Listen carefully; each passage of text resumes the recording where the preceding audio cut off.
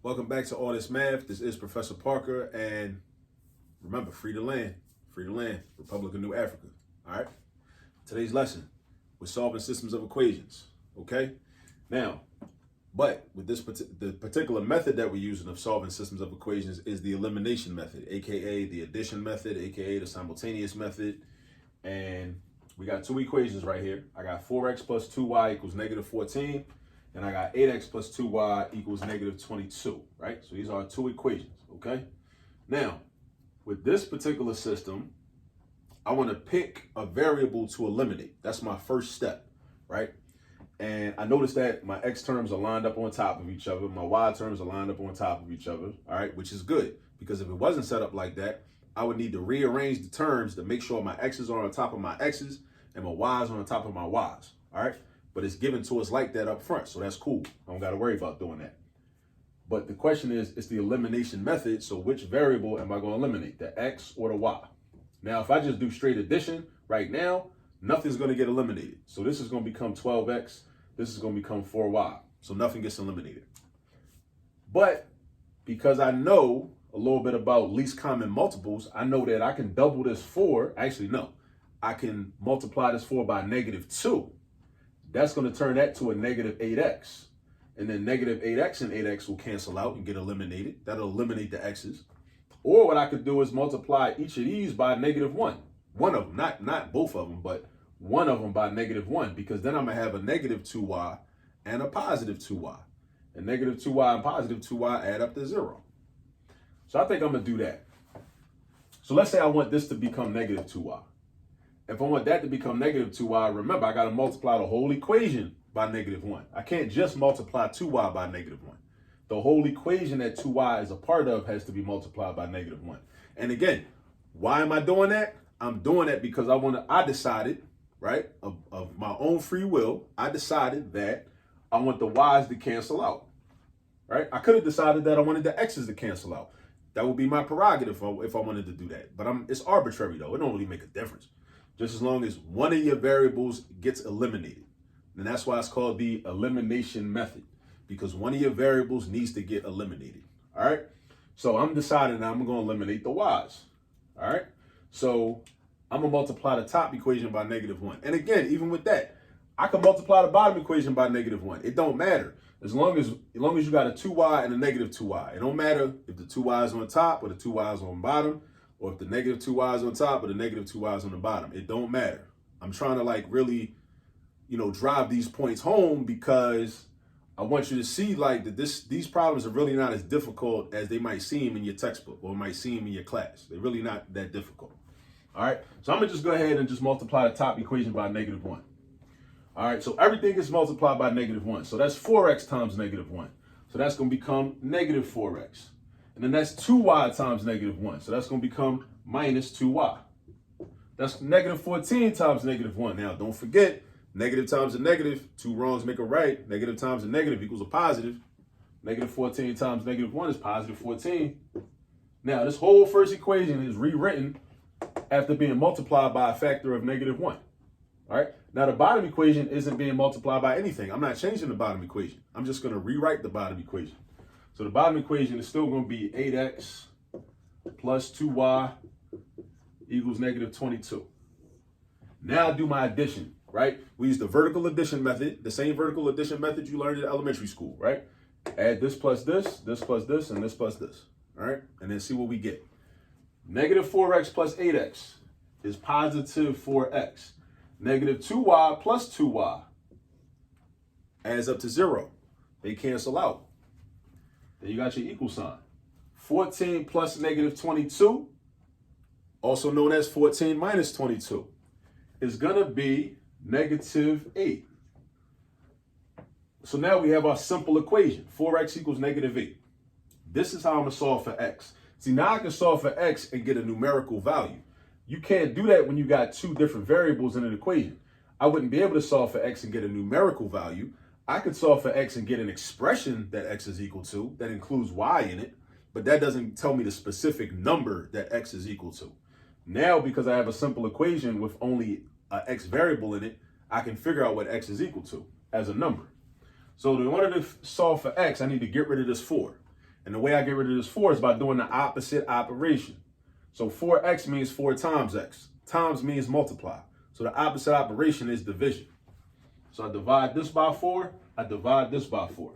Divide the 4, divide the 4. I got x equals -2. That's my x value, right? That's my x value. Now I got to get my y value. Now, how do I get my y value? I go back up to one of the 2 original equations. Does it matter which one I choose? No, it don't matter. I could pick any one. I could pick the top one. I could pick the bottom one. It don't make a difference. But I plug in the value for x, and then I solve for y. So let's say I pick the bottom equation. Any particular reason? No, I just feel like it. It don't matter. I could have picked the top equation. It wouldn't have mattered, right? So I write 8x. No, I don't write 8x, actually, because I don't need to write 8x, because I know what x is equal to. Only time you need variables is when you don't know what the variable is equal to. But when I know what the variable is equal to, I use that number. So instead of 8x, I do 8 times -2. 8 times -2 plus 2y equals -22. 8 times -2 plus 2y. Let me get out the way, make sure you can see all this. 8 times -2 plus 2y equals -22, right? First we simplify. 8 times -2. Positive times a negative gives you a negative. So that's going to be -16 plus 2y, which equals -22, right? Now I'm trying to get y by itself on the left-hand side of this equation. So I got to get rid of 2 things. This -16 and this +2. This -16 and this +2. Wait, that don't look like a 2. Let me fix that, John. All right, so how do I get rid of -16? Again, opposite operation. The opposite of a -16 is a +16. So essentially, I'm going to add 16.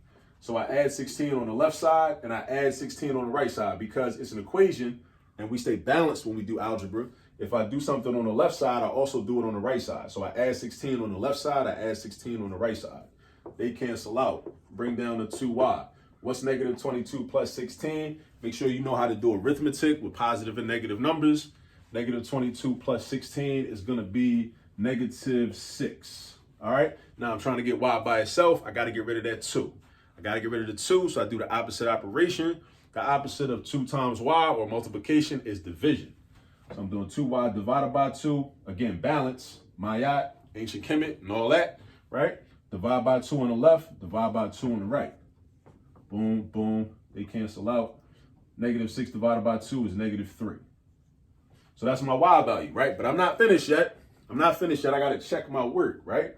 We got to check our work. Get into the habit of checking your work. Make sure you check your work. All right, we write it like a point because that's an x value and that's a y value. These are like coordinates on a coordinate plane, right? If I were to graph these 2 lines, if this is correct, if I were to graph this line and this line, they should intersect at this point, right? That's how you solve systems, by the graphing method, right? The graphing method. That's another way to solve systems of equations. We're using the elimination method. Graphing method is another method, okay? Now, let's check this. 4 times -2, because this is my x value, this is my y value, right? So 4 times -2 is going to be -8. 2 times -3 is going to be -6. -8 plus -6 is -14. Boom, that's cool. That's cool, right? It works for the original equation, the first equation. Now, we're not done, though, because we got to also check the bottom equation. Okay, so 8 times -2, -16. 2 times -3, -6. -16 plus -6 is -22. So that's proof that this is a correct answer, because when we substitute in these values for x and y in both equations, we get the truth. It gives us a true statement, right? -14 is the same thing as -14, or we get identities. -22 is the same thing as -22, right? Because in math, it's all about finding the truth. If we get the truth, then we good. If we got like -50 equals -22, we know somebody lying and it ain't right, right?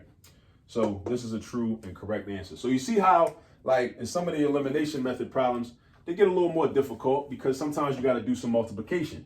Because with the original system that you're given, you can't immediately just eliminate one of the variables, right? You can't, because we couldn't just immediately eliminate the x's or the y's.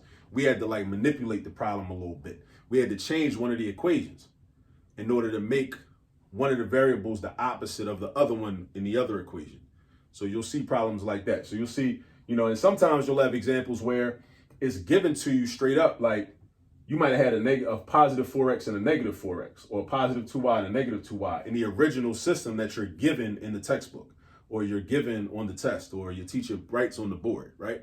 Some of them are like that. They're easier. This one was not like that. So it's a little more challenging. So you got to know how to think, and you got to know common multiples. Like, it's kind of like a puzzle. You got to figure out, okay, what number do I need for one of those numbers to be? And then how do I get it to be that number? I decided I needed this to become a negative 2y. And then I got to think, well, how do I make that happen? Multiply by negative 1. If I wanted to get rid of the x's, I would have said, okay, well, I need this to become a negative 8 because this is already a positive 8. How do I make this become a negative 8? I multiply by negative 2. So you got to know your multiplication facts.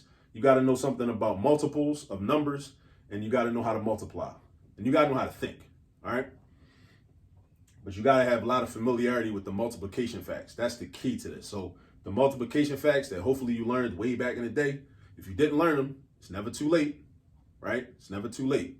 There's no such thing as elementary school math. There's fundamental math.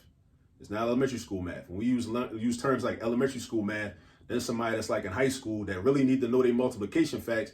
They're going to be scared and embarrassed to be practicing and learning their multiplication facts. So we got to be careful about these different labels that we use, because these labels be having us all messed up. And it be having people like, not learning what they need to learn because they feel like, oh, well, I was supposed to learn that 10 years ago. Yeah, you probably was supposed to learn it 10 years ago. But listen, you ain't learned it 10 years ago. So you need to learn it now.